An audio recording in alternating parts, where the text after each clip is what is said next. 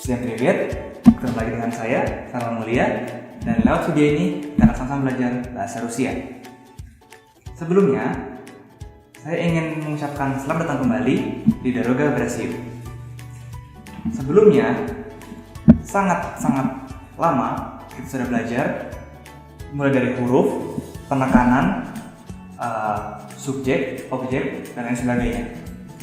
Nah, dalam video-video yang sekarang ini, kita akan menelusuri lebih dalam lagi, lebih jauh lagi tentang aturan-aturan dalam bahasa Rusia, terutama pajas. Nah, untuk mengawali, kita mulai dengan intro.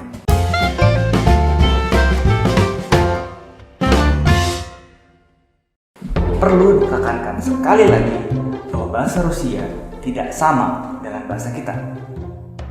Karena bahasa kita bahasa Indonesia, bahasa ini bahasa Rusia, Indonesia beda.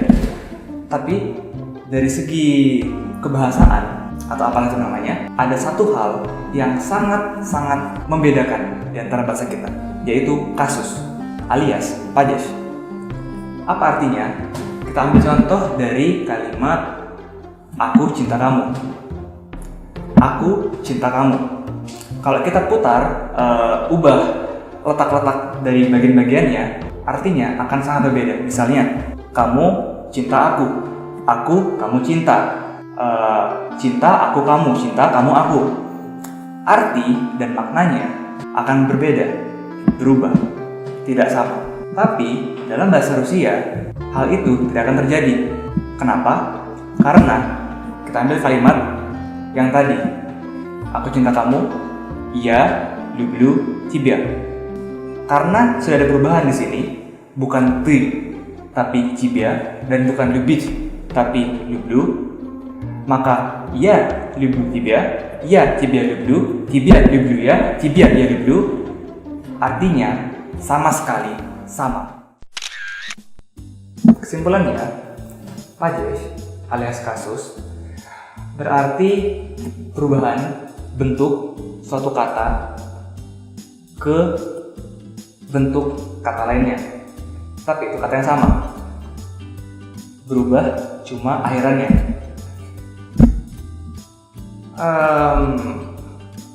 Kita sudah belajar tentang pajas pertama, yaitu subjek. Kita juga sudah belajar tentang pajas keempat, yaitu objek langsung. Kita juga sudah belajar tentang pajas 6, yaitu keterangan tempat. Nah, jadi kita sudah belajar 1, 4, dan 6. Yang kurang adalah 2, 3, dan 5. Tapi apa artinya semua pajas ini? Kita ambil contoh ke satu kalimat singkat dulu. Ini. Saya menulis surat di kamar. Kita sudah belajar di bahasa Indonesia bahwa ada yang namanya SPOK. Subjek, predikat, objek, keterangan. Di kalimat ini, subjek itu saya, predikat alias kata kerja menulis, objeknya yang ditulis surat, dan keterangannya, keterangan tempat di kamar. Nah, sekarang kita coba terjemahkan ke bahasa Rusia. Я пишу письмо в комнате. Я, subjeknya, menjadi pajas 1. Kasus dasar, sehingga tidak ada perubahan. Pisać, menulis, akan mengikuti subjek dan berubah menjadi pišu. Pismo, objeknya akan berubah menjadi pajas 4. Dan keterangan tempatnya di kamar, v komnate, berubah mengikuti pajas 6. Pajas 1, subjek, pajas 4, objek, pajas 6, keterangan tempat. Untuk mengingat kembali tentang Pades-Pades itu, silakan lihat tabel ini. Risunak Trises Aji.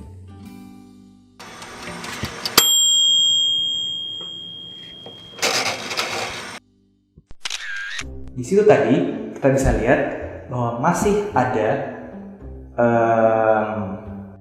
baris yang kosong. Dan tugas kita sekarang adalah pelajari sisanya. Sebagai perkenalan, saya ingin memberikan contoh satu kalimat lengkap, kalimat yang panjang dan mencakup semua Pades. Kita lihat kalimat ini. Kalimat super lengkap. Saya menuliskan kakak saya surat dengan pensil di kamar teman saya. Kita bisa bagi kalimat ini per bagian-bagiannya. Saya itu subjek. Menuliskan itu kata kerja, predikat. Kakak saya itu objek tidak langsung. Surat itu objek langsung. Dengan pensil itu keterangan instrumen. Di kamar itu keterangan tempat. Sementara teman saya itu keterangan milik. Nah, dalam bahasa Rusia, semua bagian-bagian ini punya padesnya. Saya itu pades 1. Menuliskan itu glagol. Kakak saya itu objek tidak langsung, berarti pades 3. Nah, pengertian simple dari yang dinamakan objek tidak langsung adalah objek yang tidak terkena langsung dampak dari predikatnya. Sementara surat itu objek langsung karena dia terkena langsung dampak dari kegiatan si subjek, pades 4. Dengan pensil itu pades 5, keterangan instrumen. Di kamar itu pades 6, kita sudah pelajari keterangan tempat. Sementara teman saya itu keterangan pemilik. Kenapa? Karena kamar itu milik teman saya. Di sini pemiliknya teman saya akan berubah ke pades 6. Maaf. Di sini, teman saya akan berubah ke keterangan pemilik, pades 2.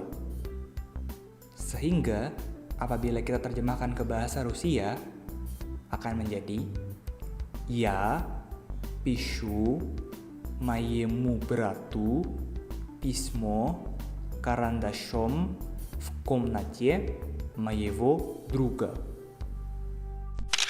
Maka dari itu, tujuan kita dalam pelajaran-pelajaran berikutnya adalah mengupas tuntas kalimat itu sehingga kita bisa memahami kenapa dia berubah, bagaimana dia berubah, dan demi apa dia berubah. Tapi sebelum kita masuk ke pelajaran yang agak sedikit lumayan ya dikit-dikit sulit lah, tapi dikit aja, yaitu Pades, saya ingin memberikan kepada kalian satu kosakata yang lumayan penting. Svoj, svoj, svoja, svojo, svoj. Apa makna dari kata-kata ini? Svoj itu berarti miliknya si subjek. Kita ambil contoh di saya membaca buku milik saya. Ya читаю мою книгу. Di sini kita bisa ganti kata мою menjadi свою. Я читаю свою книгу. Мою dari Maya itu berarti milik saya kan? Milik saya. Sementara свою dari свая itu berarti milik si subjek. Dan di kalimat itu, siapa subjeknya? Siapa subjeknya? Saya. Maka dari itu, bukunya milik subjek itu milik saya. Maka dari itu, Mayu bisa diganti menjadi Suayu. Ambil contoh lain, misalnya Ты читаешь твой учебник. Kamu membaca buku pelajaran milikmu. Di sini kita bisa ganti твой menjadi свой.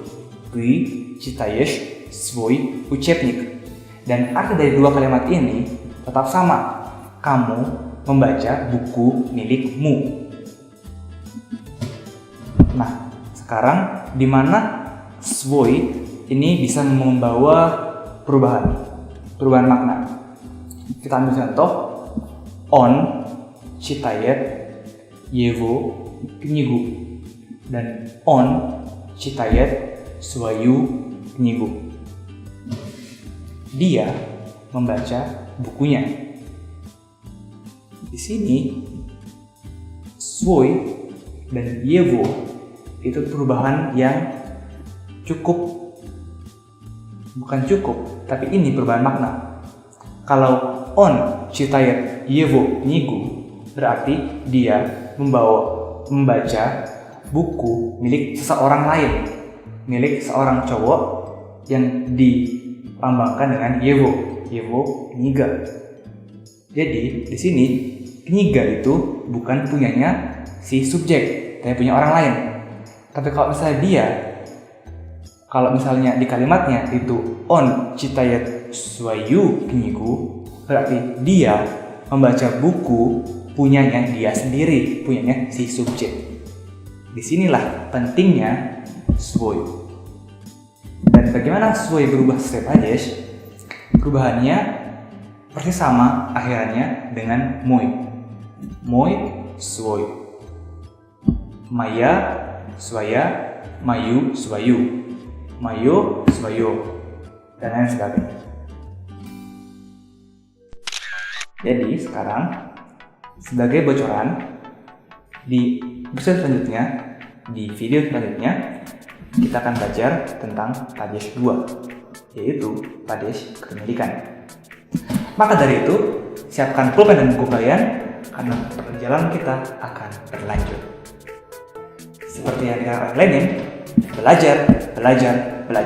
Учиться. До свидания.